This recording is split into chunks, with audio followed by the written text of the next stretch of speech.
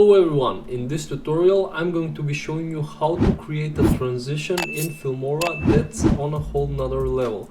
Firstly, what you want to do is download the footage that's on the screen. I've got it from Elements Envato and I'll put a link for them down in the description.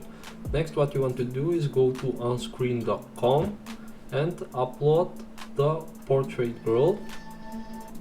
Now all we have to do is wait for it to complete, and our background has been removed from the image successfully. Next, what we want to do is add our background to the timeline. Now we're going to put the footage that doesn't have a background, and underneath that we're going to add the original footage.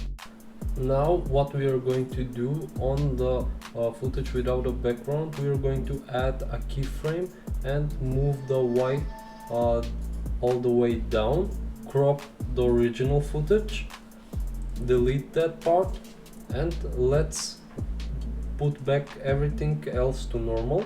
So our footage without the background will come up from down to up. Let's add a hard transition or on the original background, and the transition will look something like this. Thank you for watching. Make sure to like the video, subscribe to my channel, and leave a comment down below on what do you want us to do a tutorial on next.